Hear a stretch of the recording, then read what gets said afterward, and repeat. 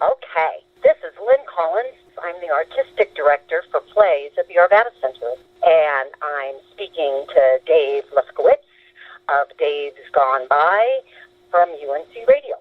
Welcome back to the TotalTheater Tony Show. I talk this whole time about Broadway theater and all the stuff that's going on in New York. But I've been living in Colorado for the last 9 years, and especially on our Tony shows, I like to give a little bit of time to theater that is more local to the folks around here and to UNC. So sometimes we talk to folks from the Denver Center. This time, I'm very happy and proud to be talking to the artistic director of plays at the Arvada Center. Her name is Lynne Collins, and she's going to tell us all about her roster and the plays she chooses and what she does, and she's with us on the phone. Welcome, Lynne, to the Daverhood.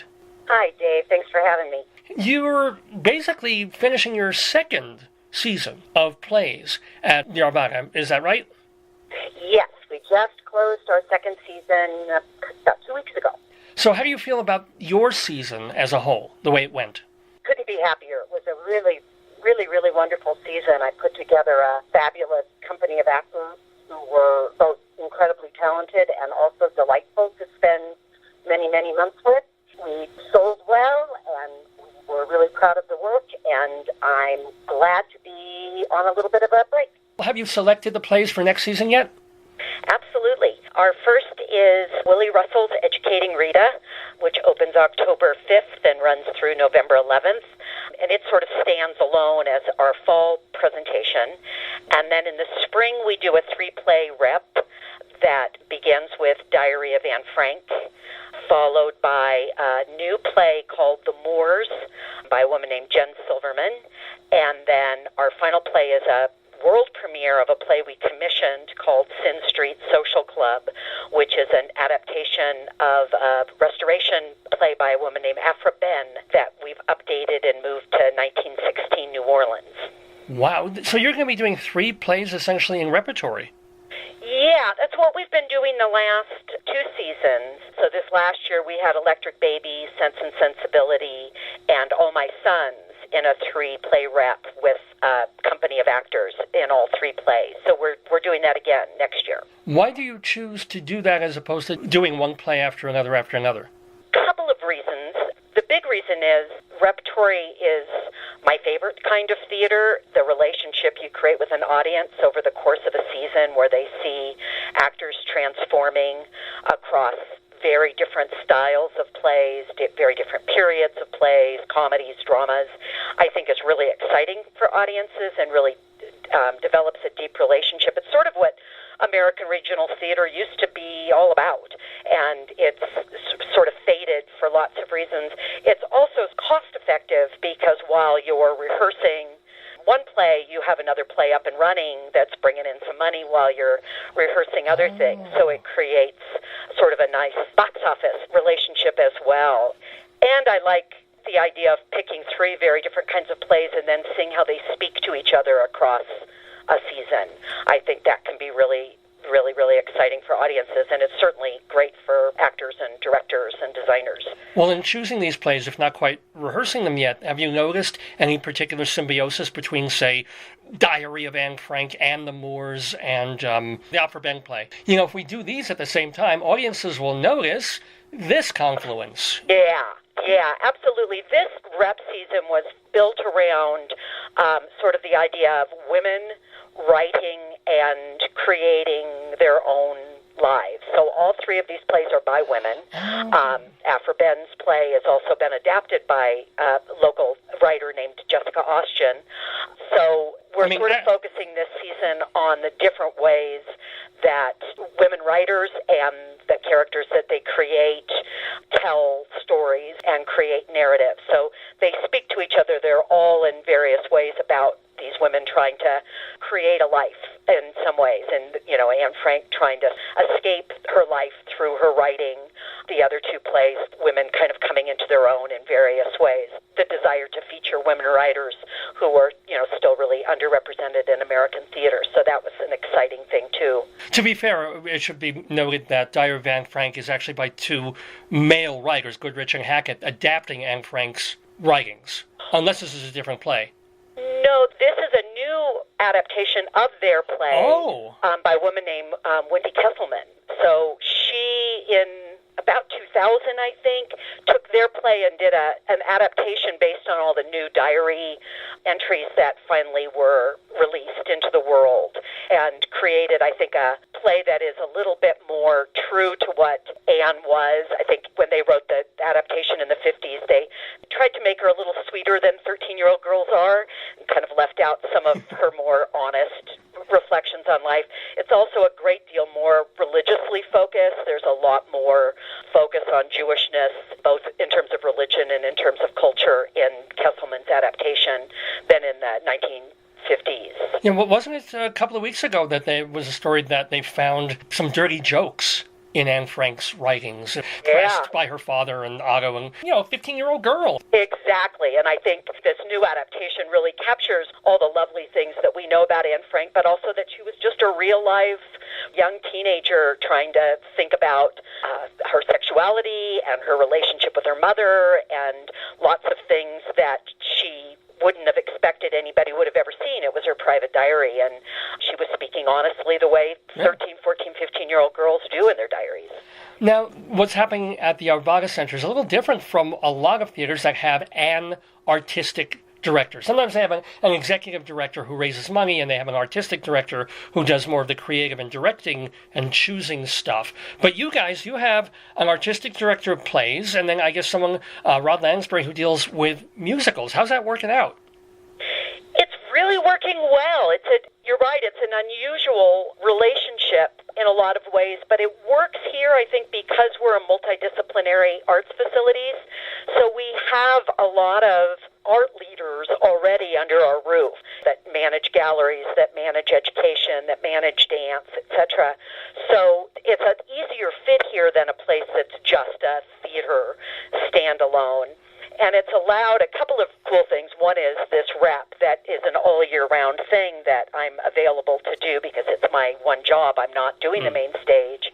And it's also allowed Rod to start pursuing new work and new directions for the musicals that he didn't have time to do when he was the artistic director of both venues. So I think it's paying off in lots of really interesting ways and a lot more diverse programming. Now, I'm kind of curious, what is the budget for you guys, for plays or stuff you do at the Black Box? Out of that, how much is expected of you in terms of box office grosses and ticket sales? Budgets vary depending on the programming from year to year, and I'm not being coy, but the production budget is in somebody else's hands, so I don't have those numbers in my head. My budget for designers, directors, actors primarily is for the rep is somewhere in the $300,000, $400,000 range. And then there's additional budget for production. Then I don't have those numbers because I don't pay attention to them because I don't have to make those balances. We are really fortunate here that we have a really, really loyal and long-standing subscriber base that allows us to make a huge percentage of our nut from ticket sales, much more than most theaters are happy if they're bringing in 50% of their revenues from ticket sales. I think we're somewhere in the high 70s, 80%, which is just kind of a fluke in most nonprofit theater. Now, are you guys equity? Because you're paying the actors, you're paying everybody, which is great. Yes, we are. The Black Box is what's called a Lord D equity house, and the main stage is a B or a B+. I think it's a B+ now. So that's the biggest part of our nut is actor salaries is a big part of outgoing. Now, we're talking with Lynne Collins of the Arvada Center. Now, it's kind of hard to find some background information on you, so I'm wondering what brought you eventually to this position that you have now. I hail from Northern California, lived there for many, many years, and then started working at the Colorado Shakespeare Festival. I can't even remember. I think my first production there was 2004 or something like that, and fell in love with Colorado and the theater community here in particular, but just the lifestyle here. And then I had a long-term relationship with Philip Sneed, who's the executive director of the Arvada Center of the whole place. So we'd known each other for years. So when they decided to go this direction, I had a nice little inside track with a long relationship with him and made the move here just as happily as I possibly could be. It's the first time in my life I've been a working director, working here, there, and around and about my whole career. This is the first time I've been an artistic director and had an artistic home. And you can put down roots and stay. So here's the other deal. You have a season of 4 plays. You must get a zillion plays over the transom, plus there's the plays that have been written for the last 12,000 years. How do you narrow down from what must be hundreds of things that you read to pick 4? It seems to start with one particular project I get really excited about. This last season that we just closed, it was the new adaptation of Sense and Sensibility.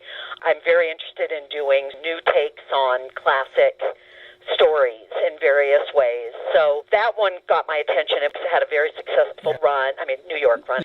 And I just loved it. It's cheeky and funny and really what I think Jane Austen ought to be rather than what she often is in a classroom. And this season's sort of the same.